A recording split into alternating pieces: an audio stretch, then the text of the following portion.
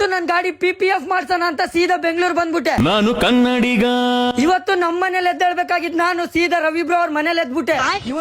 ಇವ್ರು ಬಂದ್ಬಿಟ್ಟು ರವಿ ಬ್ರೋ ಅವ್ರ ತಮ್ಮ, ಅವ್ರನ್ನ ಮಾತಾಡ್ಸ್ಕೊಂಡು ಹಿಂಗಿದ್ದವನು ಹಿಂಗ್ ರೆಡಿ ಆಗ್ಬಿಟ್ಟು ನನ್ನೆರಳು ನಾನೇ ನೋಡ್ಕೊಂಡಷ್ಟೊತ್ತಿಗೆ ನಮ್ ರವಿ ಬ್ರೋ ಬಂದು ನಮ್ ಚಿನ್ನು ಮೇಲೆ ಹತ್ತಿ ಕುತ್ಕೊಂಡ್ಬಿಟ್ಟವ್ರೆ. ಅಯ್ಯೋ, ಆಮೇಲೆ ಅವ್ರನ್ನ ಕರ್ಕೊಂಡು ನಮ್ಮ ನಡೆ PPF ಕಡೆ ಅಂತ ಹೋಗ ಗ್ಯಾಪ್ ಅಲ್ಲಿ ಟ್ರಾಫಿಕ್ ಡಿಪ್ರೆಷನ್ ಅಲ್ಲ, ಈ ಬೆಂಗಳೂರು ಟ್ರಾಫಿಕ್ ಅಲ್ಲಿ ಯಾರು ಹೋಗಲ್ಲ ಹೇಳಿ ಡಿಪ್ರೆಷನ್ಗೆ.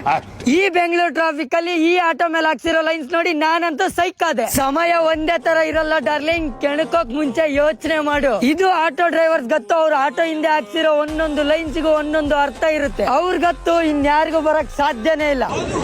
ಆಮೇಲೆ ನಾನು ಆ ಲೈನ್ಸ್ ನ ನೋಡ್ಕೊಂಡು ಸೀದಾ ನಾನ್ ಬಂದಿದ್ದು R7 ಡೀಟೇಲಿಂಗ್ ಸ್ಟುಡಿಯೋ. ಇಲ್ಲಿ ಬಂದ ತಕ್ಷಣ ಗಾಡಿನ ಮಸ್ತ್ ವಾಶ್ ಮಾಡ್ಬಿಟ್ಟು ಗಾಡಿಗೆ ಎಷ್ಟ್ ಬೇಕೋ ಅಷ್ಟು PPF ನೆಲ್ಲ ಕಟ್ ಮಾಡ್ಕೊಂಡು ಒಬ್ರಲ್ಲ ಇಬ್ರಲ್ಲ 3 ಜನ ಕೆಲಸ ಮಾಡೋದಕ್ಕೆ ಸ್ಟಾರ್ಟ್ ಮಾಡ್ಕೊಂಡ್ರು. ಈಗ ನಾನು ಗಾಡಿ PPF ಏನಕ್ಕೆ ಮಾಡಿಸ್ತಾ ಇರೋದಂತ ನಿಮ್ಗೆ ಇಲ್ಲೇ ಹೇಳ್ಬಿಡ್ತೀನಿ ನೋಡಿ. ನಾನ್ ಗಾಡಿ PPF ಎಲ್ಲ ಮಾಡ್ಸೋದ್ಕಿಂತ ಮುಂಚೆ ಗಾಡಿ ಈ ತರ ಕಾಣಿಸ್ತಾ ಇತ್ತು. ಆಫ್ಟರ್ ದ ಗಾಡಿ PPF ಗಾಡಿ ಈ ತರ ಕಾಣಿಸ್ತು. ಇವಾಗ ಬರೀ ಗಾಡಿ ಚೆನ್ನಾಗಿ ಕಾಣ್ಬೇಕು ಅಂತಲ್ಲ PPF ಮಾಡಿಸಿದ್ದು. ಗಾಡಿ ಮೇಲೆ ಒಂದ್ ಸ್ಕ್ರಾಚ್ ಬೀಳ್ಬಾರ್ದು ಅಂತ ಇತ್ತು, ಆದ್ರೆ ಮುಂಚೆನೆ ಆಗ್ಲೇ ಒಂದ್ ಸ್ಕ್ರಾಚ್ ಬಿದ್ಬಿಡತ್ತೆ, ಏನು ಮಾಡಕ್ಕಾಗಲ್ಲ. ಇನ್ ಮುಂದೆ ಆದ್ರೂ ಗಾಡಿ ಮೇಲೆ ಒಂದ್ ಸ್ಕ್ರಾಚ್ ಬೀಳ್ಬಾರ್ದು ಅಂತ PPF ಮಾಡಿಸಿದ್ದು. ಮತ್ತೆ ನೀವೇನಾದ್ರೂ ನಿಮ್ ಗಾಡಿಗೆ PPF ಮಾಡಿಸ್ಬೇಕು ಅನ್ಕೊಂಡ್ರೆ R7 ಡೀಟೇಲಿಂಗ್ ಸ್ಟುಡಿಯೋನ ಒಂದ್ಸಲಿ ವಿಸಿಟ್ ಮಾಡಿ. ಇವ್ರಂತೂ ಮಸ್ತಾಗಿ PPF ಹಾಕೊಡ್ತಾರೆ, ನನಗಂತೂ ತುಂಬಾ ಇಷ್ಟ ಆಗ್ಬಿಡ್ತು. ಮತ್ತೆ ಗೈಸ್, ಈ ಸ್ಟುಡಿಯೋ ಲೊಕೇಶನ್ ಬಂದ್ಬಿಟ್ಟು ಚಂದ್ಸಂದ್ರ ಮೇನ್ ರೋಡ್ ಕಾಲ್ಕೆರೆಯಲ್ಲಿ ಇರೋದು. ಕಾಂಟ್ಯಾಕ್ಟ್ ನಂಬರ್ ಬಂದ್ಬಿಟ್ಟು ಸ್ಕ್ರೀನ್ ಮೇಲೆ ಕೊಟ್ಟಿದ್ದೀನಿ, ಹೋಗಿ ಒಂದ್ಸಲಿ ಕಾಂಟ್ಯಾಕ್ಟ್ ಮಾಡಿ. PPF ಎಲ್ಲ ಮುಗಿಸ್ಕೊಂಡು ನಮ್ಮ ಪಯಣ ನಮ್ಮ ಊರಿನ ಕಡೆ ಅಂತ ಹೋಗಾಗಿ ಅಪ್ಪಲ್ಲಿ ಬೆಂಗಳೂರಿಗೆ ಬಾಯ್ ಅಂತ ಹೇಳ್ಬಿಟ್ಟು ಶಿಸ್ತ ಊರಿಗೆ ಬಂದೆ. ಇಲ್ಲಿಗೆ ಇವತ್ತಿನ ಕಥೆ ಮುಗಿತು. ಸಿಗುವ ಮುಂದಿನ ವಿಡಿಯೋದಲ್ಲಿ. ವಿಡಿಯೋ ಇಷ್ಟ ಲೈಕ್ ಮಾಡಿ, ತುಂಬಾ ಇಷ್ಟ ಆದ್ರೆ ಒಂದು ಫಾಲೋ ಮಾಡಿ. Love you all, take care, bye.